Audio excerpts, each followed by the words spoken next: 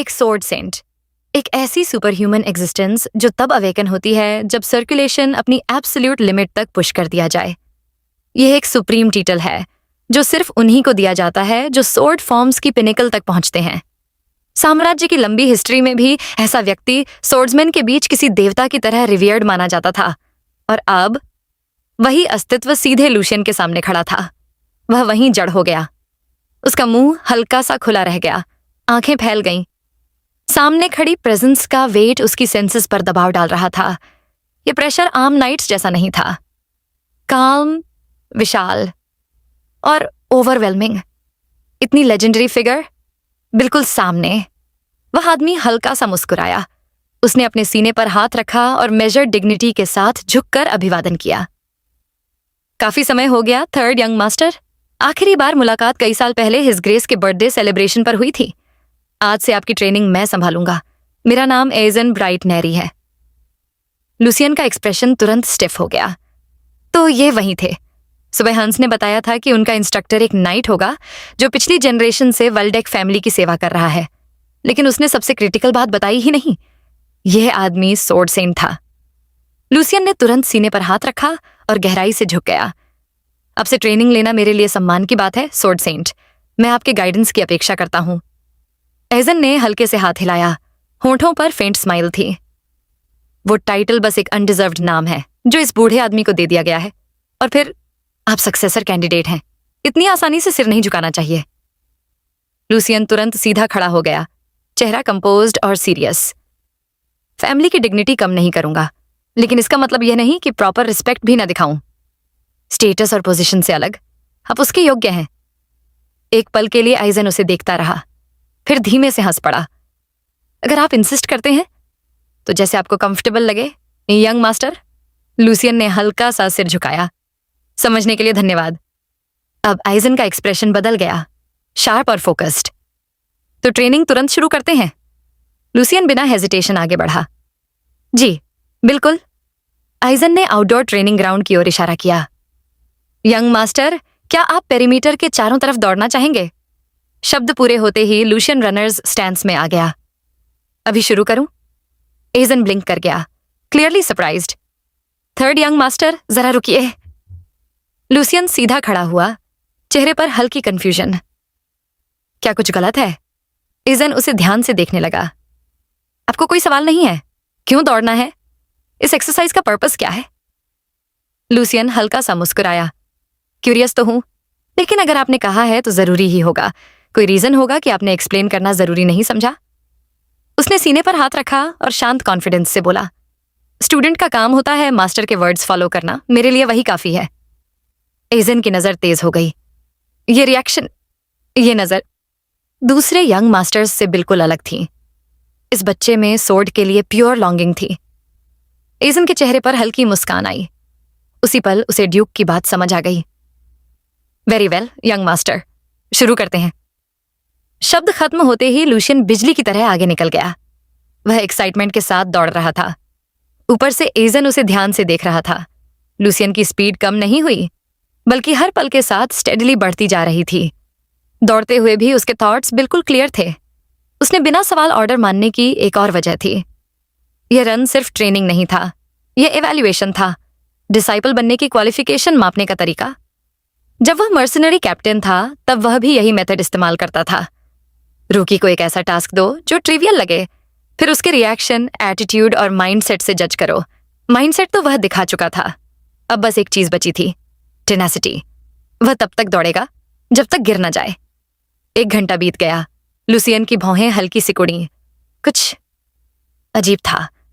वह लगातार दौड़ रहा था, फिर भी बिल्कुल टायर्ड नहीं था। उल्टा, जितना दौड़ता शरीर उतना हल्का महसूस होता। उसकी स्पीड और बढ़ गई, इतनी कि पीछे फेंट आफ्टर इमेजेस बनने लगे। यह समझ से बाहर था। बॉडी रिकवर करने के लिए उसने सिर्फ मास प्रोड्यूस्ड नेक्टर लिया था। एक्सरसाइज भी बस हल्की वॉक्स ही की थी। ऊपर से देखते हुए एजन का एक्सप्रेशन बदल गया। यह रन तो सिर्फ लूशियन की जनरल कंडीशन चेक करने के लिए था।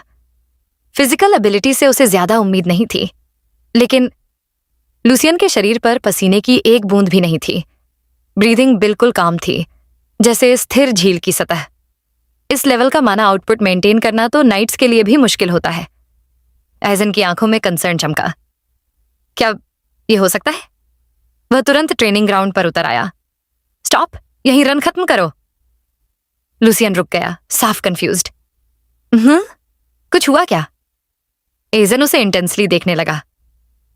थर्ड यंग मास्टर, एक सवाल है। आज सुबह आपने जो मेथड इस्तेमाल किया बॉडी और माइंड काम करने के लिए, वो मेडिटेशन नहीं, सर्कुलेशन था, सही? लुशियन ने सिर हिलाया। इंडोर ट्रेनिंग हॉल वाली बात कर रहे हैं? हाँ, वो सर्कुलेशन था। थॉट्स क्लियर करने का इससे बेहतर तरीका नहीं। एजन जम गया। उसके माथे पर धीरे धीरे पसीना उभर आया। तो शक सही था। वह आगे बढ़ा। माफ कीजिए, लेकिन मुझे आपकी फिजिकल कंडीशन एग्जामिन करनी होगी। कुछ अजीब लगे तो भी मूव मत कीजिए। एजन ने हाथ रखा और सावधानी से अपना माना लुशियन के शरीर में प्रवाहित किया, इंटरनल फ्लो को ट्रेस करते हुए। कुछ पल बीते, फिर आइजन की आंखें फैल गईं। जैसा उसने सोचा था, लुसियन पहले ही सर्कुलेशन के एंड तक पहुंच चुका था। लेकिन बात वहीं नहीं रुकी। ये तो एजन के अपने रियल्म से भी आगे था। ये सेंसेशन ऐसा था जैसे किसी एंडलेस ओशन के सामने खड़े हों, जैसे अचानक किसी विशाल वाटरफॉल के सामने आ गए हों। ये बच्चा एक पूरी तरह नया पाथ खोल रहा था। ट्रेनिंग ग्राउंड के बीचों बीच लुसियन और आइजन ब्राइटनरी आमने सामने खड़े थे। खुले मैदान में हवा हल्के हल्के चल रही थी, लेकिन कई लंबे सेकंड तक दोनों में से किसी ने कुछ नहीं कहा। जांच करने के बाद आइजन ने धीरे से अपना हाथ नीचे किया। फिर भी उंगलियां हल्का हल्का कांप रही थीं। जब आखिरकार आवाज निकली, वह पहले जैसी शांत नहीं थी। ये कब से ऐसा है? लुसियन ने ऊपर देखा। उसके स्वर का भार समझ नहीं आया। सामने वाली नजरें तेज और खोजती हुई थीं। तुम सर्कुलेशन के एंड तक आखिर पहुंचे कब? लुसियन पलकें झपकाता रह गया। एंड? मतलब आप क्या कह रहे हैं? आइजन ने गहरी सांस ली। अभी कुछ पल पहले जो महसूस हुआ था, उसे नजरअंदाज करना नामुमकिन था। उसने हल्का सा कांपता हाथ उठाया। तुम्हारे माना की प्यूरिटी ये बिल्कुल वैसी है जैसे अनछुई बर्फ किसी अंतहीन मैदान में फैली हो। तुम्हारी इंटरनल स्ट्रक्चर मैक्सिमम एफिशिएंसी के लिए परफेक्टली फॉर्म्ड है। फ्लो इतनी स्मूथली घूम रहा है जैसे पानी का पहिया बिना किसी रेजिस्टेंस के चल रहा हो। ये वो स्टेज है जहां मार्शल आर्टिस्ट्स की बेहद छोटी संख्या पूरी जिंदगी की ट्रेनिंग के बाद पहुंचती है। लुसियन ने नजरें झुका लीं। उसे पहले से एहसास था कि उसके शरीर में कुछ अलग है, लेकिन इसे इतने साफ शब्दों में सुनना सच्चाई को और भारी बना रहा था। मुझे उम्मीद थी कुछ अनयूजुअल होगा, लेकिन इतना नहीं। अब छिपाने की जरूरत महसूस नहीं हुई। उसकी हालत को लेकर बहुत सवाल थे और उनका जवाब शायद सिर्फ सामने खड़ा व्यक्ति दे सकता था। सर्कुलेशन शुरू किए हुए लगभग 1 महीना हुआ है, उसने शांत स्वर में कहा। शुरू से ही सारे मैनापाथ्स खुले थे। आइजन की आंखें फैल गईं। लुसियन बिना रुके आगे बोला, सुना था सर्कुलेशन के साथ दर्द और ब्लॉकेजेस होते हैं। मुझे ऐसा कुछ भी महसूस नहीं हुआ। सामने वाले ने धीरे से सांस छोड़ी। चेहरे पर साफ अविश्वास था।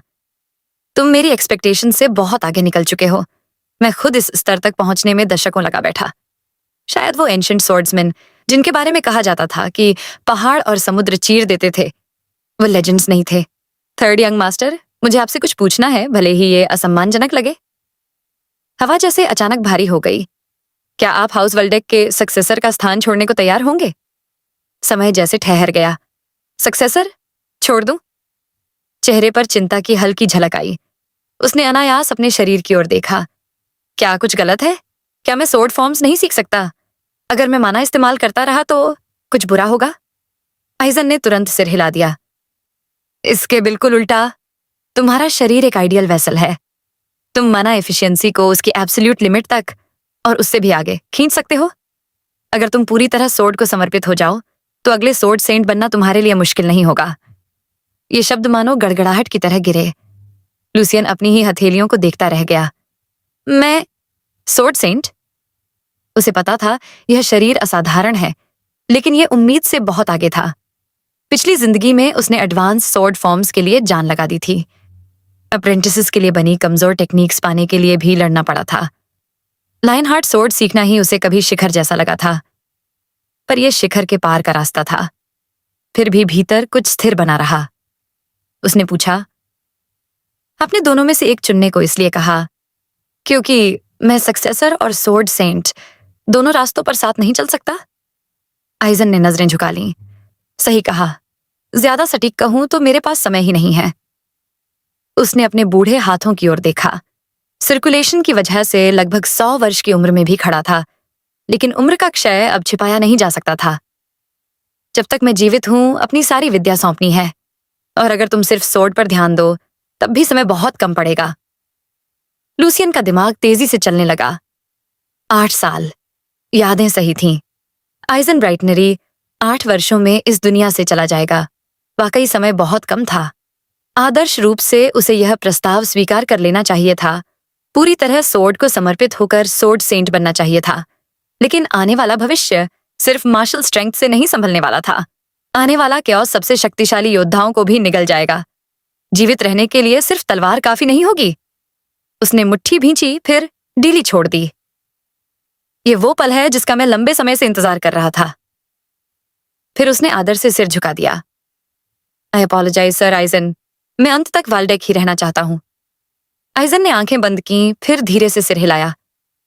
माफी मुझे मांगनी चाहिए, मैंने तुम्हें कठिन स्थिति में डाल दिया। युवा अवस्था में मैंने सिर्फ सोर्ड का पीछा किया, और अब बुढ़ापे में लालची हो गया हूं, कुछ पीछे छोड़ जाना चाहता हूं। लूसियन चुपचाप देखता रहा, फिर हल्की सोच भरी मुस्कान के साथ बोला, सर आइसन, अगर मेरे अलावा कोई और टैलेंटेड व्यक्ति हो तो आप क्या करेंगे? दूर तेज धूप के नीचे एक विशाल ट्रेनिंग फील्ड में घोड़े गरजते हुए दौड़ रहे थे। एक युवा सवार आक्रामक अंदाज में ऑब्स्टिकल्स पार कर रहा था। तेजी से लगाम खींचते ही घोड़ा सीधा खड़ा हो गया और पीछे धूल का गुबार उठ गया। एक भारी भरकम बटलर पसीना पोंछता हुआ कागज लेकर दौड़ा आया। यंग मास्टर, तीसरे बेटे के बारे में खबर कंफर्म हो गई है। सवार ने घोड़ा रोका। व्हाट? उसने झुंझलाहट से बाल पीछे किए। तो वो बेवकूफी भरी रूमर सच थी? नीचे उतरकर पसीना पोंछते हुए वह सुनता रहा। आर्च ड्यूक ने आधिकारिक रूप से तीसरे बेटे को सक्सेशन लाइन में शामिल कर लिया है। वह इस समय सर आइजन के मार्गदर्शन में सोर्ड्समैनशिप ट्रेनिंग ले रहा है। जोशुआ का जबड़ा कस गया। शुरू से आखिर तक एक और रुकावट। पहले ही 2 बड़े भाइयों की छाया में सपोर्ट जुटाना मुश्किल था, अब एक और सक्सेसर आ गया। नेचुरल फैक्शंस के पास अब एक और विकल्प होगा। उसने कपड़ा फेंक दिया और मुट्ठियां भींच लीं। क्या वह अपने कमरे में बंद रहकर जिंदगी नहीं काट सकता था? बटलर ने समझाने की कोशिश की। यंग मास्टर, कृपया शब्दों का ध्यान रखें। शब्दों का ध्यान? जोशुआ झल्लाया। क्या मेरे पास वो लग्जरी है? अगर मैंने जो छोटा सा सर्कल बनाया है वो डगमगाने लगा तो? मैं यूं बैठा नहीं रह सकता। अचानक उसकी आंखें चमक उठीं। एक तरीका हो सकता है। वह मुड़ा। सिंस लूसियन ने सोर्ड सीखना शुरू किया है, उसे जल्द स्पारिंग पार्टनर चाहिए होगा। शार्प सोर्ड्स तैयार करो। बटलर ठिठक गया। Young master, sharp swords? वह थोड़ा झुककर धीमी आवाज में बोला, वुडन ट्रेनिंग सोर्ड्स नहीं, लाइव ब्लेड्स। होठों पर एक पतली मुस्कान उभरी। मुझे बस उसे याद दिलाना है कि कुछ भी नहीं बदला है। अगर आपको लूसियन ने एजन की ओर देखते हुए शांत स्वर में पूछा कि अगर कभी कोई सच में प्रतिभाशाली व्यक्ति सामने आए, कोई ऐसा जो खुद उससे अलग हो, तो वह क्या करेगा? अपने सीने पर हाथ रखते हुए उसने ईमानदारी से कहा, ऐसे इंसान को ढूंढने में समय लग सकता है, लेकिन वह कोई ऐसा होगा जो खोए हुए सालों की भरपाई कर सके। ऐसा व्यक्ति जिसमें 100 साल बाद भी मजबूती से खड़े रहने की क्षमता हो, और जो सेंट आइजन की विरासत को संभालने के योग्य हो। दोनों कुछ पल खामोशी में खड़े रहे। थोड़ी देर बाद एजन धीरे से मुड़ा और भारी आवाज में बोला कि उसका दिल बोझिल महसूस कर रहा है, जैसे वह इंक मास्टर के लिए बहुत बड़ी जिम्मेदारी छोड़कर जा रहा हो। लूसियन चुपचाप सुनता रहा। फिर एजन ने हल्की कोमल मुस्कान दी। उसने कहा कि उसे सिर्फ यह जानकर ही संतोष है कि लूसियन जैसे युवा ने एक बूढ़े आदमी का सम्मान किया। उसने कहा कि अब इस बात की चिंता न करे और उसकी सिंसेरिटी के लिए धन्यवाद दिया। लूसियन ने बस उन्हें सर एजन कहकर संबोधित किया, लेकिन भीतर ही भीतर उसे लगा कि शायद एजन को उसकी बातें अवास्तविक लगी होंगी, और यह स्वाभाविक भी था। एक महान तलवारबाज भी उस व्यक्ति पर शक करता जो अभी अभी तलवार सीखना शुरू करे और कहे कि वह उसके लिए योग्य शिष्य लाएगा। लूसियन ने एक पल के लिए नजर झुका दी, फिर हल्की मुस्कान के साथ सोचा, आप इंतजार कीजिए। अगर एवंस ने सच में उसे चुना है, अगर तलवार ने भी उसे स्वीकार किया है, तो इसका मतलब है कि एवंस ने किसी और को भी भेजा है। कोई ऐसा जो जन्मजात प्रतिभा लेकर आया है, जो एक दिन एजन के बराबर या शायद उसका प्रतिद्वंद्वी बन सके। वह व्यक्ति पहले से ही असाधारण शारीरिक क्षमता रखता था। अभी उसकी तलवार की शैली परिष्कृत नहीं थी, फिर भी उसका टैलेंट ही उसे युद्ध भूमि पर एक जीवित तलवार की तरह चलने देता था। एक बर्फीले मैदान में कई सैनिक बैंगनी बालों वाले एक लड़के को घेर लेते हैं। अगले ही क्षण उसके चारों ओर की बर्फ विस्फोट की तरह उड़ जाती है। उसकी गति को देख पाना लगभग असंभव हो जाता है। सैनिक प्रतिक्रिया कर पाते उससे पहले ही उनकी गर्दनें एक एक कर भारी कवच की दरारों से कट जाती हैं। एक पल से भी कम समय में वह उन्हें पार कर चुका होता है। लड़का उनके पीछे खड़ा था, शांत भाव से अपनी तलवार झटक कर खून गिराता हुआ, और सैनिकों के शरीर बर्फ पर गिरते जाते हैं। वह सोर्ड डीमन फीलिक्स था। वह आगे चलकर लूसियन का सबसे शक्तिशाली अनुयायी बनेगा और एजन की छोड़ी हुई हर चीज का उत्तराधिकारी भी। कुछ समय बाद प्रशिक्षण मैदान में लूसियन लकड़ी की तलवार लिए एक वुडन डमी के सामने खड़ा था। एजन ने दृढ़ स्वर में कहा, औपचारिक स्वॉर्ड्समैनशिप शुरू करने से पहले वह देखना चाहता है कि लूसियन कितना सुधरा है। उसे वर्टिकल, हॉरिजॉन्टल और डायगोनल स्ट्राइक्स करने को कहा गया, और अगर उसने सच में माना सर्कुलेशन का अभ्यास किया है तो आखिरी वार में माना भी इम्ब्यू करे। यह सुनकर उसका चेहरा गंभीर हो गया। उसकी नजर डमी पर टिक गई। इस शरीर में तलवार पकड़ने का यह उसका पहला मौका था। उसने हल्का वार करके खुद को वार्म अप किया और अपनी ताकत को नियंत्रित करने की याद दिलाई। यह शरीर पहले स्वॉर्ड्समैनशिप सीख चुका था, इसलिए उसने सावधानी से पोस्चर ठीक किया, सांस स्थिर की और फिर वह चला। एक स्मूथ कदम में आगे बढ़ते हुए उसने साफ वर्टिकल स्ट्राइक मारा। डमी गहराई तक कट गया। बिना रुके उसने वाइड हॉरिजॉन्टल स्विंग किया, फिर एक प्रिसिस डायगोनल कट। इसके बाद उसने तलवार नीचे की और उसमें माना चैनल करना शुरू किया। सुनहरी ऊर्जा लकड़ी की तलवार के साथ जमा होने लगी। टारगेट पर दोबारा ध्यान केंद्रित करते हुए उसने पूरी ताकत से ऊपर की ओर वार किया। हवा फट गई। डमी 2 हिस्सों में टूटकर जमीन पर गिर पड़ा। वह कुछ क्षण फिनिशिंग स्टैंस में खड़ा रहा, फिर हल्की मुस्कान आई। इस शरीर में यह उसकी पहली कोशिश थी। मूवमेंट परफेक्ट नहीं थे, लेकिन बिगिनर के लिए काफी अच्छे थे। फिर भी उसने सोचा, क्या सर आइजन इससे ज्यादा उम्मीद करेंगे? वह उनकी ओर मुड़ा। आइजन कई सेकंड तक चुपचाप देखते रहे, फिर आंखें बंद करके हल्का मुस्कुराए। उन्होंने माना कि यंग मास्टर में प्रतिभा है, लेकिन फिर भी वह चौंक गए। एक पल के लिए लूसियन समझ नहीं पाया। फिर आइजन ने सपाट कहा, सरल शब्दों में यह दयनीय था। वह स्तब्ध रह गया। आइजन आगे बढ़े और समझाने लगे, हर वार में बुरी आदतें भरी हैं। लड़ने का तरीका बैटलफील्ड मर्सिनरी जैसा है, जो फंडामेंटल्स को नजरअंदाज करता है और बस जीवित रहने के लिए लड़ता है। सिर्फ पावर और स्पीड पर ध्यान देकर उसने बॉडी और माना के बीच संतुलन खो दिया। इसी वजह से उसकी ब्लेड की शार्पनेस खत्म हो जाती है और हर मूवमेंट में ओपनिंग्स बनते हैं। फिर आइजन ने पूछा, आखिरी अटैक में तलवार को माना से पूरी तरह कोट करने में कितना समय लगा? उसने ईमानदारी से कहा, लगभग 1 से 2 सेकंड। आइजन का चेहरा सख्त हो गया। 1-2 सेकंड दुश्मन के लिए उसे मारने के लिए काफी है। लूसियन प्रतिक्रिया कर पाता उससे पहले आइजन अचानक उसके सामने आ गए। लकड़ी की तलवार उसकी गर्दन से कुछ इंच दूर रुक गई। दुश्मन कभी ऐसी ओपनिंग नहीं छोड़ता। यही पहला सबक था। ठंडी सच्चाई उसके भीतर दौड़ गई।